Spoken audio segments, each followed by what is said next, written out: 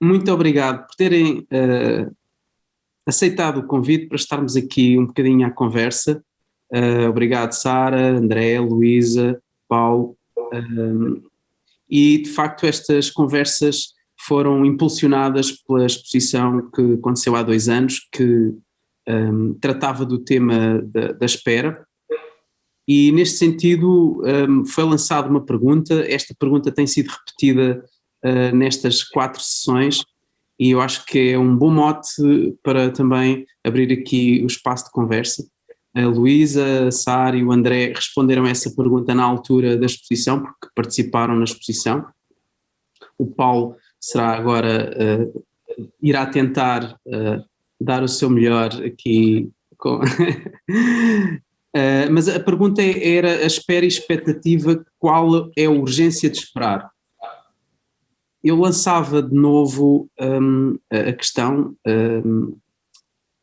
não sei, talvez para a Luísa. Pode ser, Luísa? Pode ser. Tu, na altura, eu posso relembrar, tu disseste, respondeste e disseste que na espera há abertura a que sejamos encontrados. A tua resposta foi muito poética, e essa coisa de ficarmos à espera de sermos encontrados, queres falar um pouco sobre isso? Sim, eu desde a faculdade acho eu que tenho trabalhos cujo título é espera, ou é escuta. Eu ligo isso a querer ver. Ver leva muito tempo, as coisas levam o seu tempo. A espera pode ser um tempo de cultivo, não é? Um tempo de cultura. Também a ideia de que nós estamos sempre a tentar injetar atividade, ação. É mais fácil, ou costuma ser mais confortável nós sermos um agente ativo, mas há muitas coisas em que o que nos é pedido é que sejamos passivos. No processo criativo também há alturas desse género. É esperar para encontrar, não é preciso escavacar muito ou esbracejar muito. É um espaço também de uma certa intencionalidade, mas que é numa retenção, em contraponto com a maioria das vezes em que somos impelidos ou nos impelimos a nós próprios para outra coisa, não é? Pronto, nesse sentido, acho que é sempre um tempo essencial. Obrigado. Nada. Sara, André. Dizer qualquer coisa. É que eu fui ler por curiosidade, já não me lembrava o que é que tínhamos respondido, e parecia que tu sabias que íamos atravessar isto durante este ano, não é? Não sabia, não. É assim, super premonitória a pergunta, e a nossa resposta também parecia que nós já estávamos a antecipar. Sim, sim. Mas também tem a ver com a nossa atitude, não é? Nós como aquele ditado, não sei, nós temos que foi um amigo que nos disse, mas alguém nos disse também que tinha sido o Woody Allen a dizer que é "Life is what happens while you're making plans", e nós deixamos as coisas andarem, as coisas rolarem. Sabíamos lá que há um ano atrás que íamos estar assim nesta situação, ou que tantas outras coisas. Já agora, qual foi a vossa resposta? Eu não consigo dizer exatamente, mas é que nós tentamos não ter expectativas e simplesmente receber os estímulos viver o que vai acontecendo, e neste caso normalmente nós estamos sempre um bocadinho a pensar que não temos tempo estamos sempre com muito trabalho, e tentamos aproveitar, então, já que para tudo, então deixarmos levar portanto vem muito de encontro à resposta que temos, não é? Sim, eu reti também, aquilo que retive foi isso que vocês disseram, a Sara, que é a citação da frase de que a vida acontece quando não está, ou enquanto estás a fazer planos. Ou seja, é como se estivesse sempre a fazer planos e de repente tudo ocorre, ou somos encontrados, como diz a Luísa. As respostas foram muito curiosas, algumas muito coincidentes, outras bastante descoincidentes, Paulo, passava. Não, eu estava aqui entusiasmado a ouvir-vos e a sublinhar aí alguma, e a pensar para mim em algumas coisas tão importantes que estão a dizer. Uma que a Luísa sublinhava, que é uma espécie de contrabalanço a um ativismo exagerado, não é? Ou seja, esta ideia de que a nossa relação com o mundo, ou com a vida, tem de ser de ação, ação, ação, fazer, fazer, fazer, não é? Há tanto que passa ao lado, precisamente porque não o fizemos, ou não foi feito por nós, ou então foi contra os planos, como dizia depois agora a Sara e o André, que nós tínhamos feito.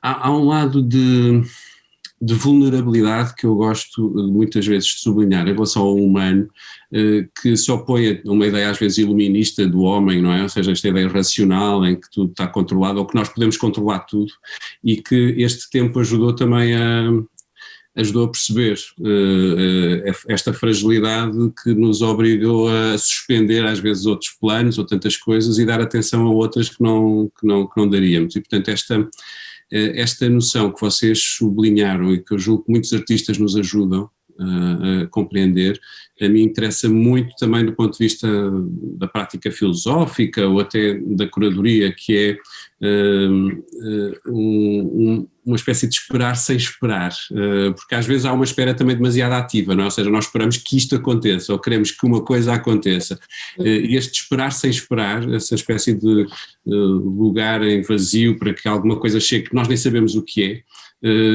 entusiasma muito. Lembra-me sempre, e por isso é tão bonito estar a falar convosco, porque aproxima-se de uma resposta que uma história que o John Cage terá contado ao Philip Guston.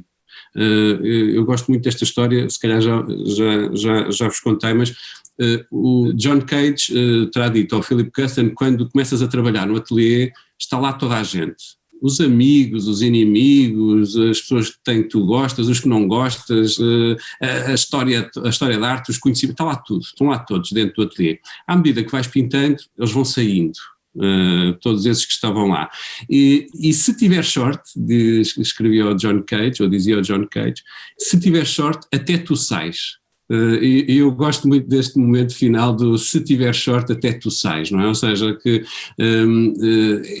aquilo que esperas, aquilo que tanto desejas, está traçado e que está, isso pode ser um impedimento terrível, precisamente para acolher o que passaria ao lado, porque estás tão pré-programado a só ver aquilo, que aquele outro que estava ao lado e que era melhor passou-te despercebido, e isso interessa-me muito, porque tem muito a ver também com uma noção que está ligada a estas tuas conversas, Orlando, que é da suspensão.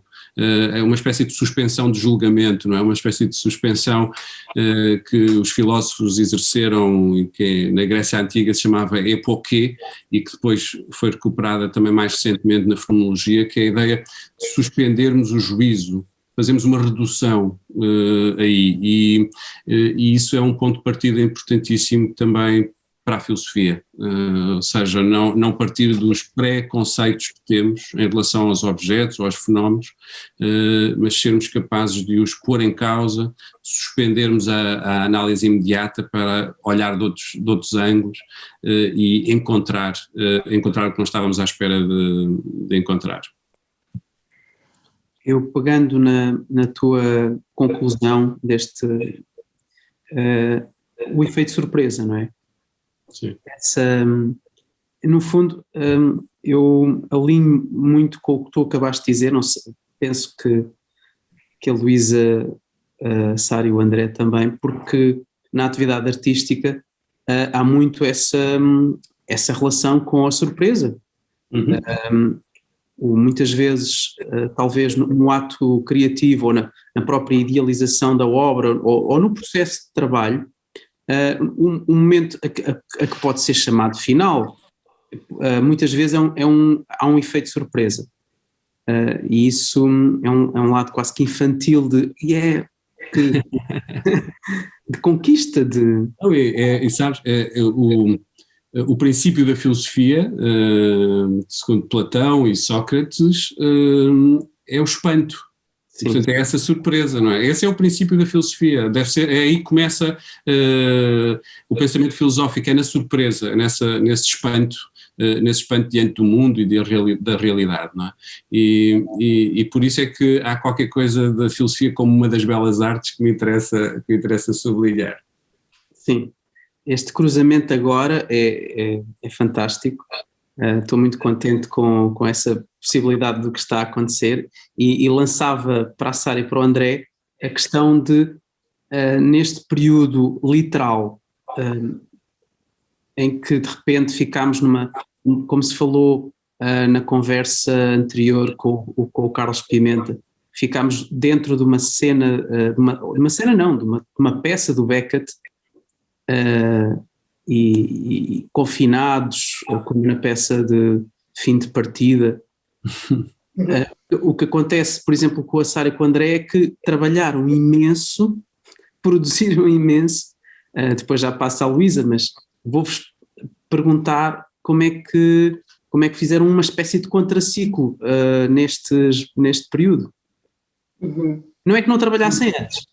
Só para dizer que também me faz pensar no filme do Buñuel, O Anjo Exterminador, ou eu estava a dizer ao André que também me sentia naquele póster do Bruno Munari, que ele está sentado num cadeirão a tentar ler em várias posições. Pronto, isto é o que eu sinto em relação a esta.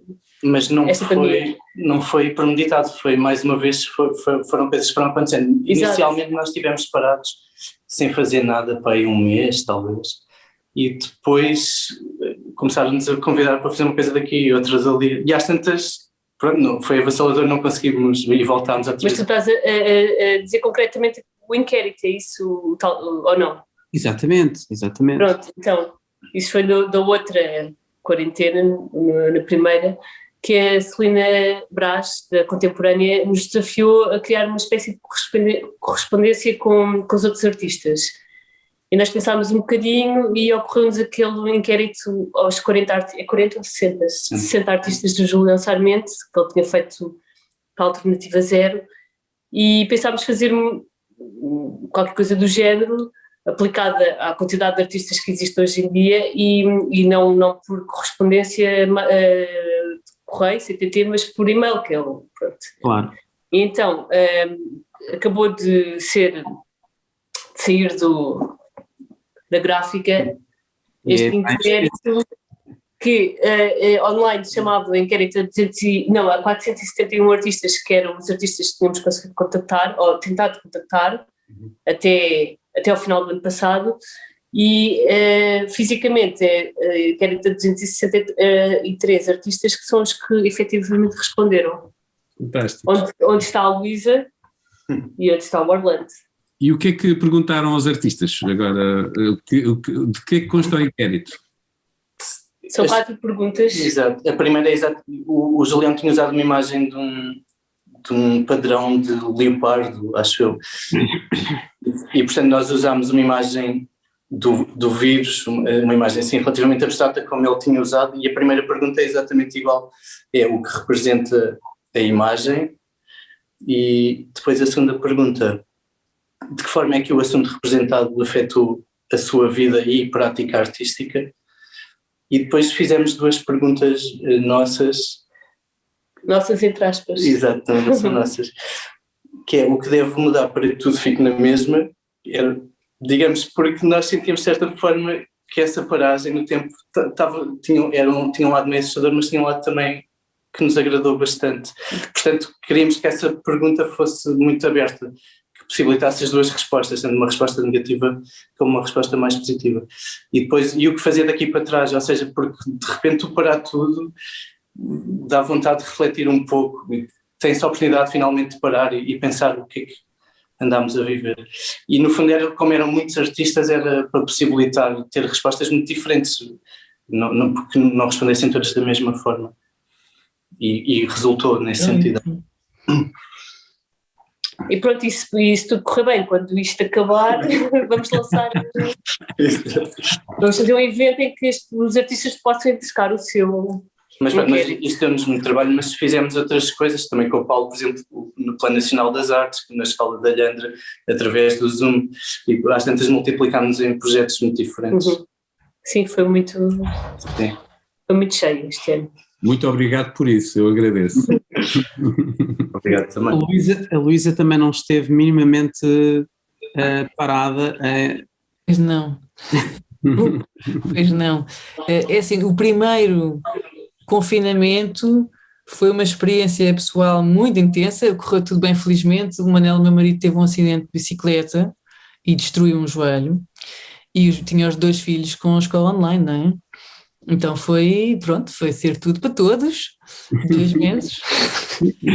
Muito felizmente, durante esses 2 meses caíram assim uns convites maravilhosos de trabalho, que eu disse que sim e que foram sendo adiados sucessivamente.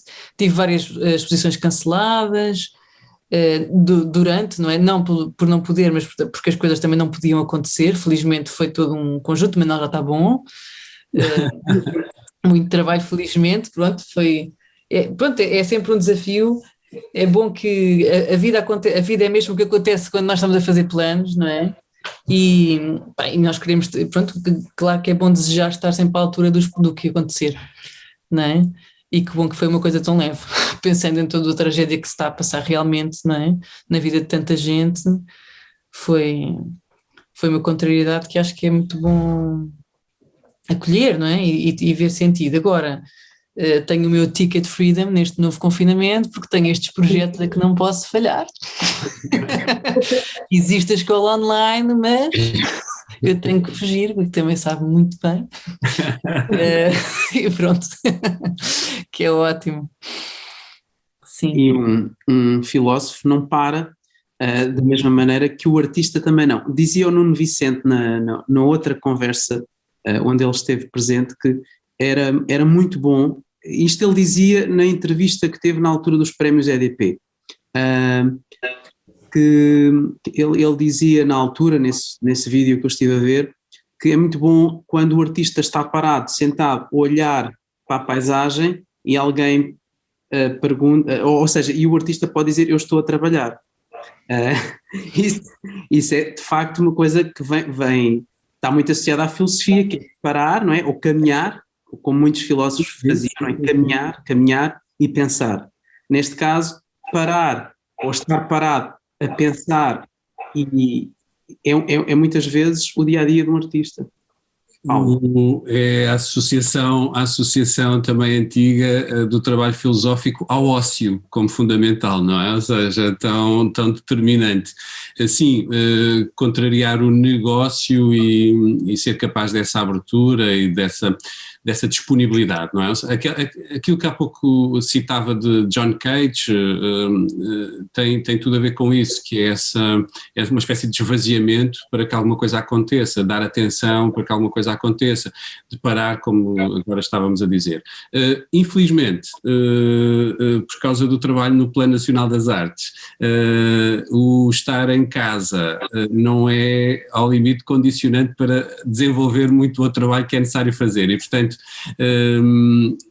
houve se calhar muito mais reuniões porque já não precisava de andar pelo país a fazê-las e portanto eram umas atrás das outras e continuam a ser hoje já reunir com Tomar, com a Madeira e com os Açores, de maneira que coisa que demoraria muito mais tempo porque não nos lembrávamos que já podíamos fazer estas reuniões desta maneira, não é? Portanto andava pelo país de um lado para o outro a fazer estes encontros. Agora os encontros acontecem mais facilmente e isso foi uma coisa boa, positiva. Ao mesmo tempo havia este lado da viagem que me interessava imenso, que é esse movimento, esse estar sozinho era também trabalho para mim, no sentido de aproveitar o ócio, coisa que agora não é tão fácil, são reuniões umas atrás das outras e estes encontros em frente ao ecrã que não são tão interessantes quanto ver as pessoas e estar com as pessoas, e portanto há um lado de perda aqui também que é importante sublinhar. Portanto, o que aconteceu foi, se permitiu pensar algumas atividades e escrever para alguns eventos ou acontecimentos do plano que era preciso, também tivemos que dar uma resposta mais imediata às escolas que estavam fechadas logo no início de março passado, há um ano, faz agora um ano, e aos projetos que tínhamos de artistas residentes como a Sara e a André, em Alhandra, e que de repente as escolas estavam fechadas e tínhamos que imaginar ou repensar ou com eles pensar outros modos de ligação e de relação, e isso foi e continua a ser uma parte do trabalho do plano, ou seja, não é se calhar o lado que estava há pouco a Luísa a indicar, que é um lado ativista que também não podemos perder, ou neste sentido até artivista, que é de dar uma resposta ou procurar uma resposta mesmo no meio desta pandemia e tentar ajudar da maneira que conseguirmos os alunos, os professores, os pais e os artistas. Este tem sido o trabalho. Como o plano se desenvolve em muitas áreas, há trabalho a desenvolver com as instituições culturais, com os governos regionais, com as autarquias, com as escolas, portanto há muito mais do que apenas o visível ou aquilo que se vê é assim uma espécie de ponta do iceberg e que a pandemia permitiu continuar a desenvolver. Obrigado. Luísa, outra coisa que eu pensei quando estava a pensar como seria esta conversa tem a ver com estarmos aqui presentes, muito, um ponto em comum ser a prática artística ou uma ideia da necessidade da arte como coisa fundamental, ainda que estejamos sujeitos a condições, como se dizia na conversa que eu tive anterior, de que não há memória, quer dizer, não temos, isto é uma coisa, não há propriamente uma memória de termos estado numa situação como esta. E portanto, perspectivando o futuro imediato, de que forma é que a arte e os artistas, e o Paulo está aqui também associado como diretor deste plano que implica essa relação de aproximar os artistas, as obras de arte e as novas gerações, de que forma é que isto se pode articular, sei lá, pode não ser atrofiado pelo que está a acontecer, no fundo é isso. Sim, que eu já não sei onde é que eu ouvia ou lia que nunca houve tantos artistas a trabalhar na cozinha ao mesmo tempo, como durante estes tempos, não é? Eu próprio já fiz muitos desenhos completamente fora do que é costume na cozinha e ganhei mesmo esse hábito. Eu comprei uma caixa nova de canetas boa só para esses desenhos da cozinha. É assim, eu gostaria, se eu fosse mais otimista, se não fosse já um pouquinho cética, diria que isto era uma enorme oportunidade para repensar uma série de coisas. Nessa mediação entre o que os artistas fazem e as pessoas que o podem receber, não é? Será uma coisa maravilhosa. Eu vejo um grande frenesim no nosso meio para que as coisas voltem exatamente ao que eram o mais depressa possível. Se tiverem que ser um pouco mais selvagens, pois então que sejam, porque temos que salvar o barco que está a afundar. Isso acho menos interessante, mas parece ter bastante mais força.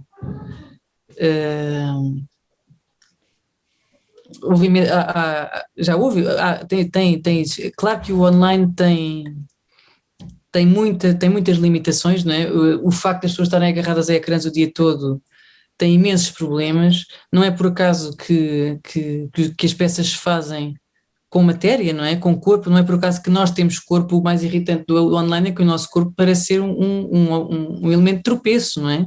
Se nós tivéssemos sido todos uploadados para qualquer lado, já, então era tudo perfeito. Não, eu não sou nada disso, não, eu não estou por aí, nem quero ser uploadada, nem eu, nem o meu trabalho, portanto, terrem-me, façam outra coisa qualquer. Mas, claro que em tempos de espera e em tempos de emergência como estes, é melhor algum contacto do que nenhum contacto, não é? Sim. E houve imensas iniciativas muito interessantes, que não devem substituir a coisa real, não é? A nossa experiência inteira, com os sentidos todos. Pronto, são um ótimo utensílio, mas não devem, para mim, não tinham cabimento nenhum vir substituir. Como? Talvez o primeiro confinamento tenha lançado uma dúvida sobre, mas depois voltar ao contacto eliminou, não. Sim, é bem possível. É mesmo na relação, não é? Claro, pois, e pronto, essa coisa, é boa essa consciência muito arguta com que ficamos todos, que nós precisamos de relação, que nós somos feitos para, é uma coisa, é como respirar, não é? Uns com os outros e com as coisas, não é? Uma coisa direta. Pronto, isso talvez seja um grande fruto, esperemos que esse fique, não é? Que se tomem medidas para haver uma maior... Pronto, o plano das artes é essencial, não é? A educação pela arte é a grande sementeira, acho eu, para que esse caminho entre o que os artistas fazem e as pessoas que tenham ferramentas para ler, não é? Para tirar para si o que quiserem, é o fundamental. Não sei se as coisas vão ser aceleradas ou atrasadas com isto. À partida há logo um atraso, não é? Que é um dos grandes desejos de um plano como este é essa aproximação de corpo, não é? E hoje está... não é possível, não é? Ou seja, está proibida e isso é um atraso, não há dúvida, não tenho dúvida nenhuma em relação a isso. Há outro ainda mais fácil de compreender, um propósito como o Plano Nacional das Artes tem um grande propósito, que é quebrar o muro entre a escola e a comunidade, não é? E neste caso a comunidade cultural, os artistas, as instituições culturais, os museus, os teatros, temos que quebrar esse muro. Esse muro tem que deixar de existir. Os artistas têm de entrar na escola, as instituições culturais têm de entrar na escola e a escola tem de usar o território cultural como um território educativo, não é? Ou seja, a escola ser um polo cultural, os museus e os teatros e o património ser um território educativo. Este é o grande propósito do Plano Nacional das Artes. O que é que aconteceu com a pandemia? Voltaram outra vez os muros, não é? Ou seja, os muros ainda ficaram mais fortalecidos e, portanto, eu não tenho dúvida nenhuma que este momento atual, se nos permite, por um lado, como dizia o Orlando e a Luísa, que haja uma consciência nas nossas vidas da importância da música, do cinema, das artes, assim de uma forma genérica, porque isso passou a ser muito vivido e experimentado. Não é que não estivesse já lá antes, mas se calhar agora ainda se tornou mais óbvia. Por outro lado, essa experiência da ligação com algumas obras de arte a partir do virtual ou do digital não é substituível, como dizia a Luísa, quer dizer, falta corpo, e falta-nos corpo, e portanto há um lado de desmaterialização do corpo que o digital assinala e que já não é novo, mas que me apavora, ou seja, no sentido é perigoso. Portanto, há um trabalho a fazer no digital e eu acho que aí julgo que não podemos voltar atrás. As instituições culturais, por exemplo, a maneira como comunicamos, usar o meio com todas as potencialidades que ele tem, mas isso não é ou não pode ser um substituto em absoluto da relação com a obra de arte, da saída, do contacto, do estar diante de, e temos que dizer isto muitas vezes, não é? Porque é fácil a substituição, basta ver a imagem, não basta, uma obra não é uma imagem, e basta ver um filme, também não chega, uma coisa... e isso todos, julgo que já todos estamos de acordo. E, portanto, no primeiro momento, assim, na primeira onda da pandemia, foi fundamental dar uma resposta no online e fizemos uma página com recursos digitais, pedimos aos artistas que estavam a trabalhar connosco, como a Sara e o André, que também pensassem para aí e que dessem aí uma resposta e que é fundamental e que é muito importante. Na segunda fase, quando abriram as escolas, aquilo que quisemos comunicar às escolas foi: não deixem de ir aos teatros e aos cinemas, que são seguros, deixem os artistas entrar nas escolas, que é fundamental que isso aconteça, e portanto quisemos comunicar dessa maneira, e portanto há este perigo de assim, uma espécie de desmaterialização, de perda do corpo, contra o qual temos que lutar, e obviamente se queremos a relação com as obras de arte é com o homem inteiro, não é? Ou seja, com a experiência do humano inteiro. Sara, André. Diz.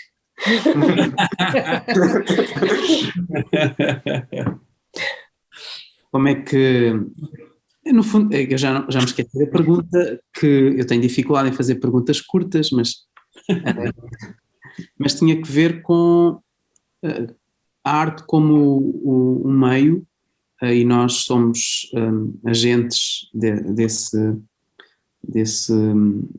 território, para fazer diminuir estes problemas que de alguma maneira estão agora a ser levantados e que estão a ocorrer, e os problemas são, quer dizer, desde as rotinas que parece que alteram a nossa perspectiva sobre o tempo, até de repente habituarmos demasiado a estar em casa, por exemplo, ou não sair, ou então pensar mais do que seria suposto. Agora sim, mas partindo do princípio que haverá um tempo futuro onde isso não será uma questão como é colocada agora, talvez seja de outra maneira, influenciada por esta.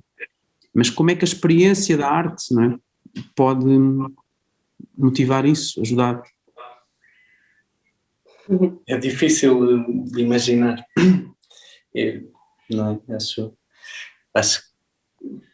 Eu pessoalmente sinto-me um pouco desarmado. É isso, o primeiro confinamento foi uma coisa, nós vivemos, atravessámos, passou, e agora este é inesperado. Portanto, enquanto não retomarmos, não...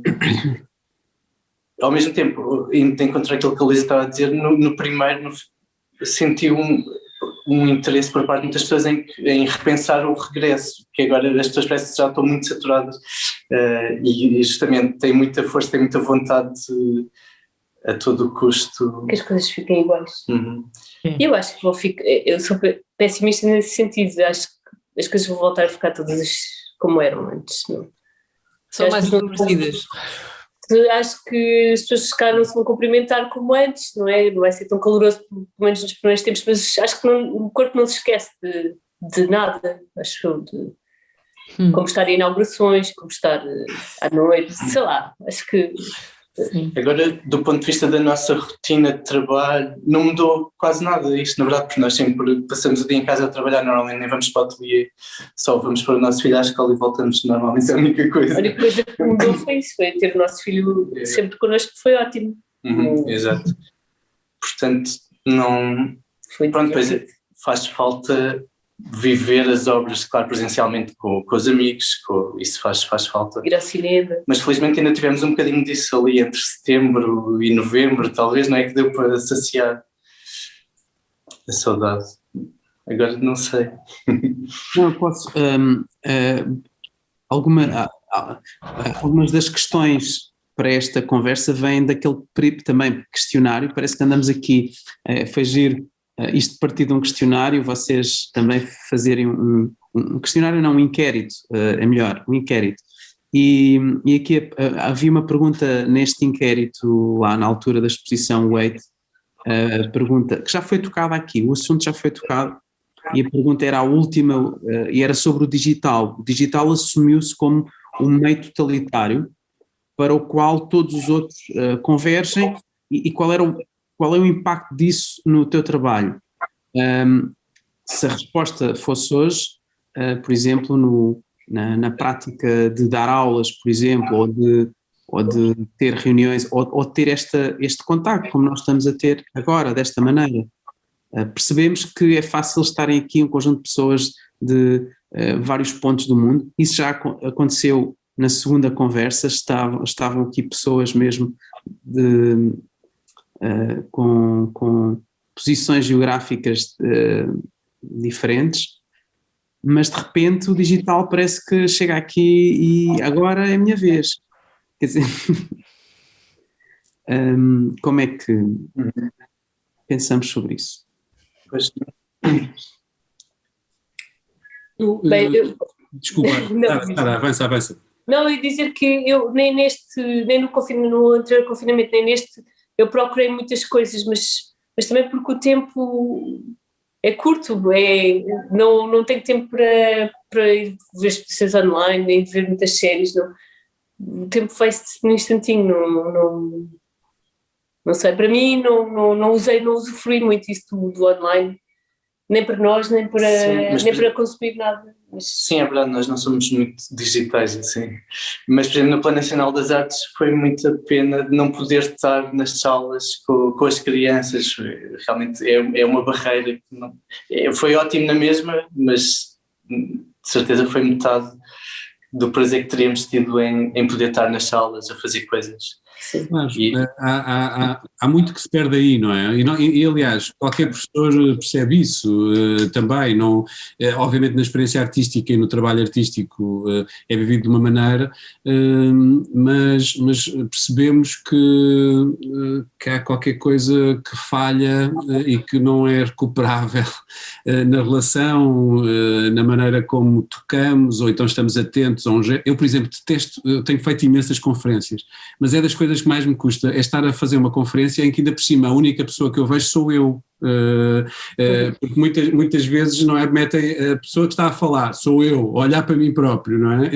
E eu preciso dessa ligação, eu julgo que da mesma maneira que a minha relação com uma obra de arte, ou a nossa relação com a obra de arte, não depende apenas de qualquer coisa que está por trás da obra, não é no sentido de o artista, mas qualquer coisa que acontece diante da obra, entre mim e a obra, não é? É nesse espaço. Também acho que uma conferência acontece nesse espaço, entre a pessoa que está a falar e a audiência que está diante dele, e portanto ver os olhos, ou então perceber que as pessoas estão a ficar chateadas ou incomodadas, e poder reagir a isso logo no próprio discurso.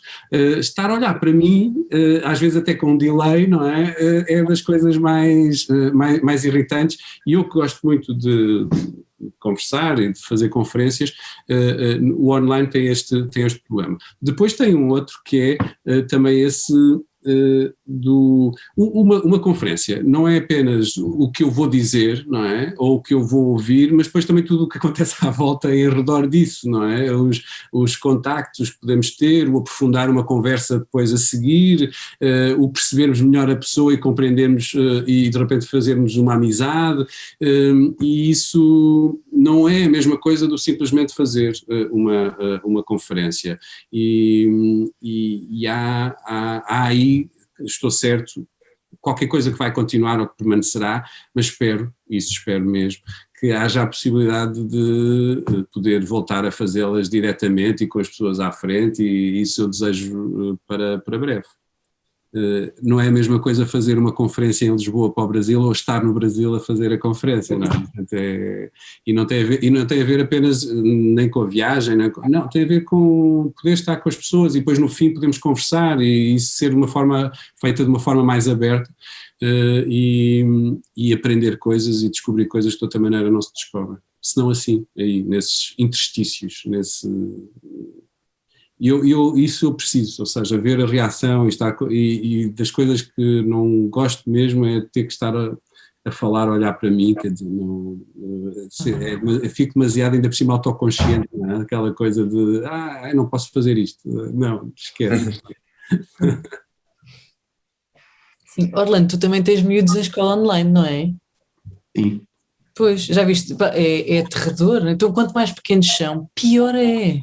Eu estou com um no primeiro ano, pronto, tens um lado maravilhoso que é, estás a vê-lo aprender a ler, tu vês de uma semana para a outra o discorrer, o fluir, não é? Isso, essa parte eu nunca tinha acompanhado com tanto detalhe, naturalmente, e é bonita, mas é aterrador, percebe? E as reações violentas, percebes, disto ser uma violência, são muito reais. Pronto, há miúdos que são super, para quem isto é muito fácil, mas há outros para quem isto é mesmo uma bruta violência, e é interessante que eles talvez nos digam mais sobre coisas que nós já sentimos que temos que suportar, não é? Neste tipo de meios, não é? Essa dor de cabeça, que não, isto é assim mesmo, olha, pronto, bebe um café, bebe mais água, não, é uma ruptura, não é? É não. Pronto, a pessoa tenta dobrar, mas não deixa de ver a razão, não é? Sei exatamente do que falas. Dois miúdos pequenos iam estar no segundo ano também, e também é o que tu dizes, ver a aprendizagem é incrível, mas sentir que eles também já sentem o desespero do contacto com o outro, nós estamos a assimilar novos elementos de como, não é? Como lidar, como diminuir, como fazer de colchão, ou seja, sim. como é que eles podem sentir isso com menor impacto. No fundo, é esse um papel do adulto, em consciência daquilo que está a acontecer à volta. Claro, ou que ferramentas, o que é que se pode mudar aqui, ainda que seja um bocadinho ao lado da regra, o que é melhor afinal, não é? O que é que seria o ideal aqui? Então, dentro do possível, não é? Por outro lado, também há aquelas ocorrências, como tu disseste, eu também comecei a desenhar muito mais, e também na cozinha ou em qualquer espaço, e o desenho faz-se de outra maneira, é curioso, é um fenómeno que se calhar é, como tu disseste, mais abrangente, e isso vai espelhar um pouco também a produção, parte da produção artística, e não só na sua forma, nas técnicas, depois na maneira como poderão ser apresentadas. Pois, podem ser coisas que fiquem sempre só na intimidade, mas de facto é uma ferramenta que nós elegemos em miúdos, não é? É uma coisa que as crianças fazem, que os malucos fazem, é uma linguagem que nos ajuda a não enlouquecer, ajuda numa altura destas, não é? Para quem está habituado a usar, aquilo é a primeira manga para puxar. É.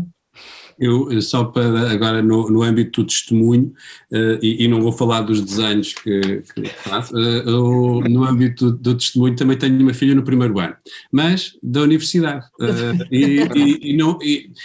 por acaso foi das experiências com temos falado e temos conversado, que é a expectativa que se tem da universidade, e de repente a universidade, na verdade, não é só um conjunto de professores a falar para nós, não é? Ou seja, a universidade é uma vida académica, uma vida de conhecimento de outros, de estar noutro espaço e de outra maneira. Portanto, é esta ligação, lá está, com outros modos de utilização do corpo no espaço.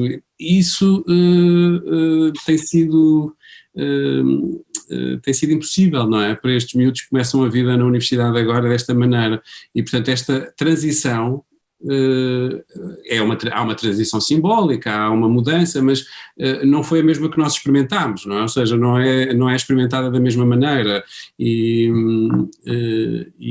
eu também não tenho nem otimista nem pessimista, ou seja, como dizia o Almada Negreiros, entre mim e a vida não há mal entendido, e portanto não estou convencido que venha daqui bem ao mundo, no sentido de que agora vai tudo mudar para melhor, como no princípio, não sei se recordam, havia assim uns discursos no princípio da pandemia, que agora, pronto, a humanidade vai compreender todos os erros que cometeu, e vai mudar tudo. Duvido, acho que não aprendemos com as outras, portanto não vai ser com esta que aprendemos, ou a história, infelizmente, devia ser a grande mestra, não é, e aprendemos muito pouco com ela, e por isso também não acredito nessas mudanças estruturais. Por outro, há outras que sim, mas da mesma maneira que eu recordo, não sei se lembram de uma série de desenhos do Fernando Calhau, uns pequeninos desenhos que pareciam feridas, espaços na pele ou no território, assim, e aqueles pequenos desenhos também se compreendiam porque o Fernando Calhau estava doente, e portanto era a possibilidade que já não eram das folhas grandes, era daquele bloco mais pequeno, e portanto tinha a ver com uma condicionante. Eu acredito que esta condicionante já esteja a influir na vida dos artistas e na forma como fazem. Já vi alguns filmes, não foram assim muito entusiasmantes. Vi uma curta-metragem de um realizador italiano feito em confinamento, a usar um bonequinho do Papa Francisco e um bonequinho da Rainha de Inglaterra, e era um passeio lá em casa dele, do Papa Francisco e da Rainha de Inglaterra, uma história absolutamente maravilhosa, e foi talvez a coisa mais interessante que vi, feita no confinamento desta maneira, utilizando o cinema, as câmaras, aliás, de telemóvel, neste caso. Estou certo que haverá, como dizia a Luísa e o Orlando, algumas possibilidades que são testadas ou que agora poderão ter consequências, mas não vejo que daqui saia qualquer coisa de muito bom ou então de completamente terrível. Também há esse outro lado, não é? Que agora os miúdos, esta geração está perdida, não é? Ou seja, por favor, quer dizer, então e as gerações da guerra também se perderam todas, gerações, portanto, esta ideia de que isto vai transformar a humanidade para melhor ou então completamente para pior, eu julgo que é preciso ter assim alguma serenidade, suspender o juízo e esperar.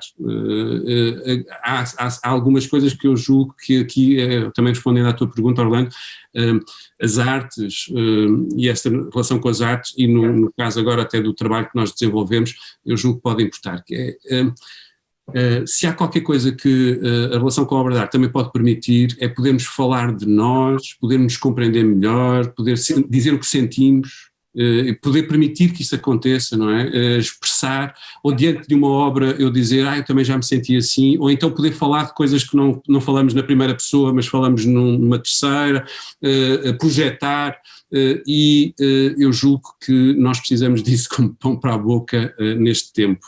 E eu espero que as escolas, os professores, as direções compreendam isso muito bem, percebam que há uma formação das emoções, da sensibilidade, desta relação com o corpo que falávamos há pouco, que vai ser determinante voltar a ela, e que queremos ser aí o Plano Nacional das Artes uma solução e uma ajuda para que isso possa acontecer, porque se há qualquer coisa que estávamos a falar e que esta pandemia traz, é claramente esse fechamento, às vezes dentro de meios que não são estes que estamos aqui a falar, do cuidado dos pais pelos filhos que estávamos a ouvir, e poder, num momento posterior, aproveitar as narrativas, sejam da literatura, sejam do cinema, sejam as obras de arte, aproveitar essa ligação para poder deixar vir ao de cima, expressar e formar também as emoções, e não passar por cima delas, não é? Ou seja, não passar diretamente para o lado intelectual, racional. Espero que isso possa desenvolver e que se dê mais atenção a isso nos próximos anos, isso sim. Muito obrigado, Paulo, porque fizeste uma conclusão fantástica. Não era o meu objetivo, mas se... mas foi em tom de fecho deste pedaço de conversa, porque pronto, onde se refletiu sobre estas coisas do momento, que são do agora, mas que também não são exclusivamente do agora, e elas, é interessante este jogo com o tempo, não é? Porque este presente é um presente muito constante, tipo, amanhã não é futuro, amanhã ainda é presente, é assim, esta relação muito curiosa que acabamos por estabelecer. E mais uma vez agradeço-vos terem aceitado o convite para conversarmos aqui um bocadinho. Também aproveito para agradecer ao Museu Berardo pela possibilidade de construir este conjunto de conversas que estendem de forma não planeada, André, a exposição de 2019, e há pouco eu estava a pensar no Not High, que estava na exposição instalado, que é a boca em ecrã. A peça foi feita para ecrã, o Beckett no fim da obra faz as peças sobretudo, pensa muito na possibilidade tecnológica do rádio, da gravação, da projeção da imagem.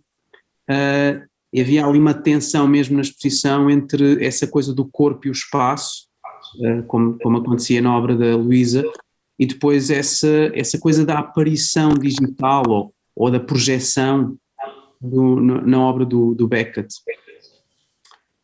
Muito bem, pronto, esta foi a quarta conversa. Estou muito contente com estas 4 conversas, com todos estes convidados fantásticos, e em particular vocês. Continuem ótimos, estão com ótimo aspecto, e o que eu tenho dito a todos é que na próxima vez, se não for antes, mas na próxima vez, ou uma das próximas vezes, possamos estar em contato. Tive imensa pena de não poder ter ido ao cabeleireiro hoje, mas eu prometo que na próxima, se abrirem os cabeleireiros, irá. Mas a Luísa está com o cabelo enorme. Gigante. Eu consigo. É verdade.